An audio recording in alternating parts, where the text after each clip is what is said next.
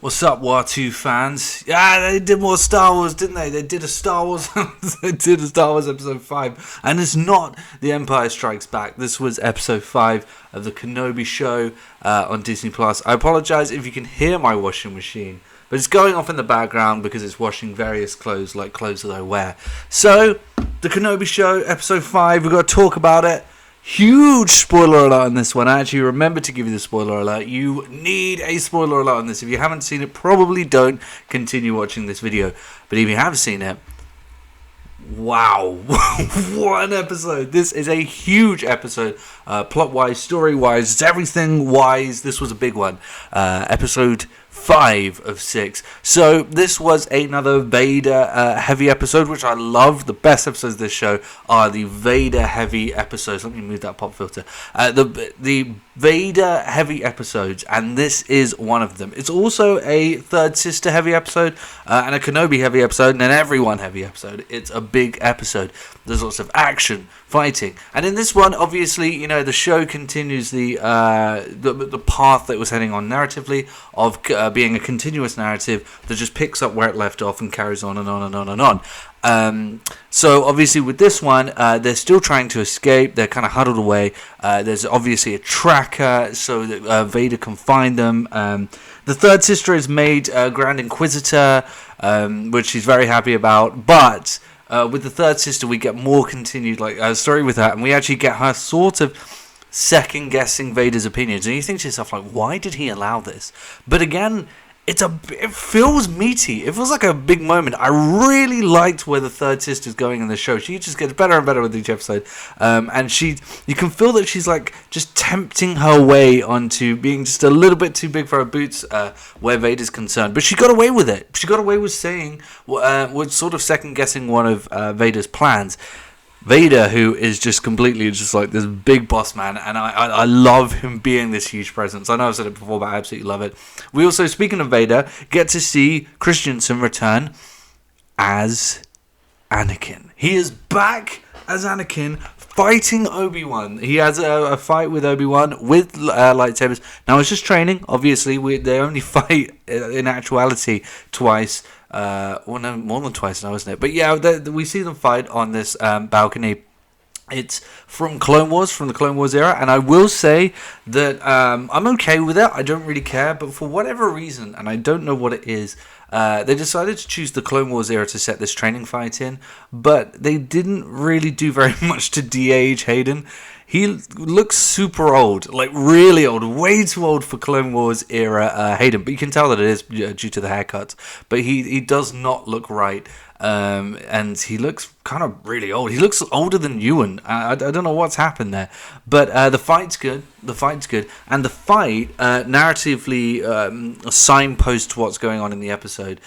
So there's this sort of balance of wits throughout the episode and a back and forth between Vader and Obi-Wan. And that is played out throughout the fight that they show. Sort of showing that Anakin will always be one way. And he was at the start and still is to this day. He's overzealous, he's brazen, he has bravado, and he moves too fast, and victory owns him.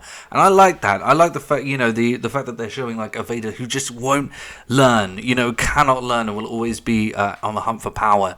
So yeah, eventually, obviously, he does track them down, and there's a huge, big, awesome battle moment, which is really great.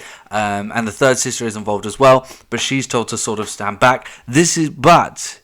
But she is the one, I'm really not doing a great job of describing this, she is the one who captures Obi, who sort of sacrifices himself in a way you think he's going to save everyone else. She captures him, and you find out there's a huge twist. I'm actually not going to give this twist away, because even if you ignore my warnings earlier, I really want you to see this. It's great. It's a really good twist. I can't say I didn't 100% see it coming, and what happens thereon I definitely did see coming, but it's still a pretty good twist. I mean, I've seen enough films and TV to know pretty much every twist is going to happen at this point. It's a good one. It is a good twist, and it adds a good layer of depth to the character, something that we already knew because we were shown is a little bit weird. We already knew that she was a Padawan during Order 66, so I don't know why they tried to play that off as a twist. But it is, it was good. It was a good twist. And I genuinely had a, wow, that's awesome moment. And there is a great fight between the third sister and Vader. I guess I just spoiled the twist. I'm really sorry about that. But yeah, there's a great fight that happens there. And some really good lightsaber dueling. And we really get to see Vader dueling in a good way as well. We can see that he is still slightly athletic, kind of.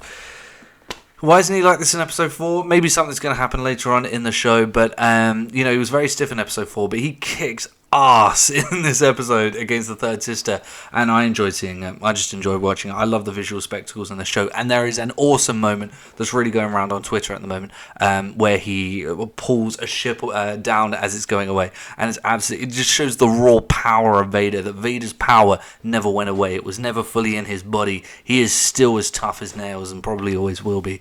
It's an awesome moment that really shows the bravado of Vader. Yeah, it's just a lot of stuff happens in this. A character dies. I'm not going to say who, but you can probably tell from, what I'm saying here who it is.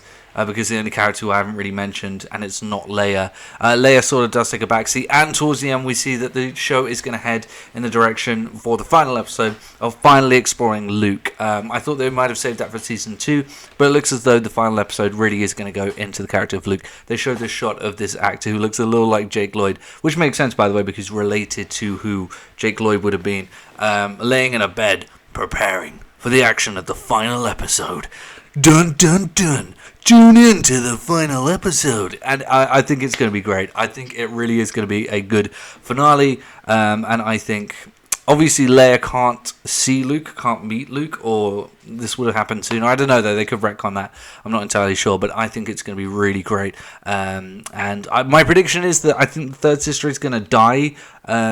She's sort of in limbo at the moment, but I think she is going to die in this last episode. Unfortunately, I really wanted to see where this character was going to go. I really did.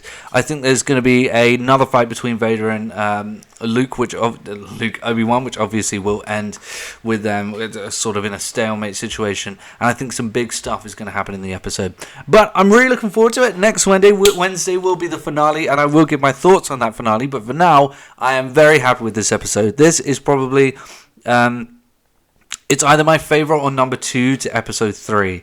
Episode 3 had that really great car scene, but this has more sort of... Well, it has the fight between the third sister and Vader, which I thought was actually better than the Obi-Wan Vader fight. So I'm not entirely sure, but it is up there. It's a really great episode this week. Much better than last week. So, those are my thoughts on episode 5, and I guess I will see everyone later. Force fans... May the Force... No, I'm not going to do it.